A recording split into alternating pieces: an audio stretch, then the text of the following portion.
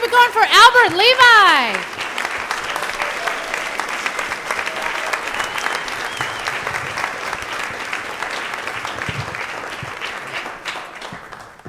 Hey, everybody. So the first time I heard the phrase culture shock, it was spoken to me by my 11th grade teacher, who was like the waspiest, tallest, grayest, Mr. Rogeriest looking motherfucker you've ever seen in your life. And I had just moved from Brooklyn to East Brunswick, New Jersey, and I told him about that, and he said, well, you know, you must have culture shock. And I said, that is the most American thing I have ever heard in my life. And I don't want you guys to be mad at me because, like, I realize that that's not true anymore. I realize that he was right and I was wrong. But my folks are from Russia, where they don't believe in emotions or like joy or happiness or quirks or like... Okay, they think that physical ailments are a symptom of being American. Like I said, like the doctor said I had allergies, and they said, you know, that's because you're American, and also because you don't clean your nose properly. And so my dad got angry when I used to sneeze, and I'd cover my nose to stop the sound, and I gave myself a hernia, which I didn't tell them about for 5 years, because I thought that would just be another symptom of being American. They told my parents that I was colorblind, and they said, my dad said, there's no such thing as colorblind. We didn't have colorblind people in Russia. You're just an American, and you're just color confused. You're too lazy to pay attention to the colors so that you would know what they are. So that was the background. That's what I was coming with. And then the other thing I want to say in my defense is the phrase culture shock. The word shock means your brain has not recovered yet from whatever it is that you saw. So of course I was like, I'm not in shock. That's what you do when you're in shock, especially when the shock is really deep. So I'm going to tell you why the shock was really deep. First of all, like I said, I'm Russian Jew from Brooklyn in Sheepshead Bay, if anybody knows. Sheepshead Bay, Brighton, Coney Island, you know, you guys know.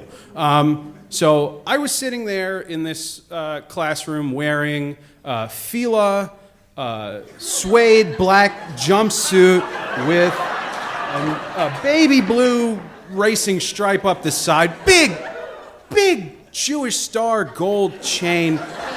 And all the kids sitting next to me were wearing Abercrombie and Fitch and, you know, seashell tortoise necklaces. And, you know, I was quoting Notorious B.I.G., and I shit you not, their favorite was Dave Matthews Band. So, and like walking down the street, even walking down the street is different when you're from Brooklyn, when you're in East Brunswick. Because when you're in Brooklyn, you walk down the sidewalk and the sidewalk continues. And everything's fine and people say hello and you say hello back. In East Brunswick, you walk down the street and it just stops in somebody's lawn.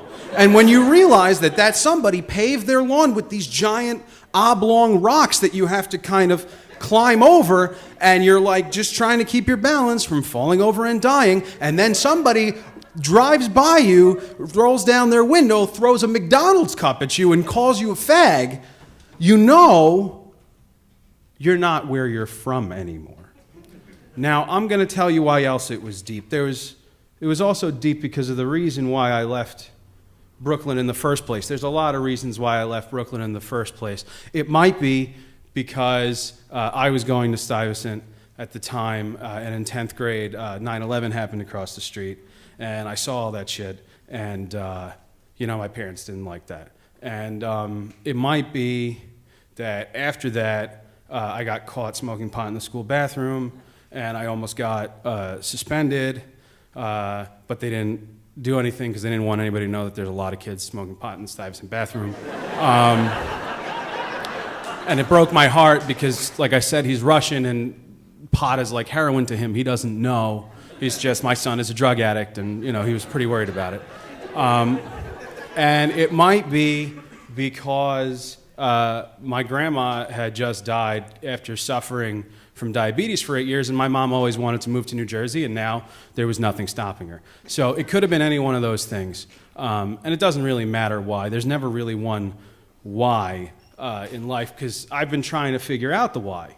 That's what I've been doing for 15 years. I've been trying to figure out the why. And when you're in a place where you don't know anybody and everything is totally different and you're not anchored in any way whatsoever anymore, when you have to start building a life, when you have to start figuring out the why, the only place you can start is with who you are, with I am, right? And so I am is my story.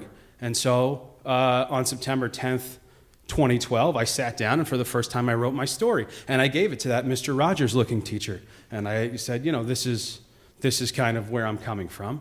And after that, I started telling lots of people the story. And I want to thank you guys for being here to, listen to the story. Because I've always had to keep telling the story.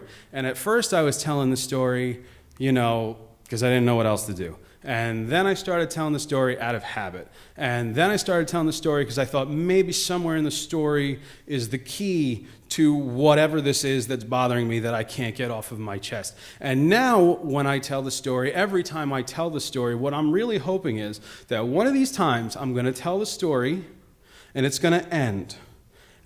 And I'll be able to just let it go. Thank you.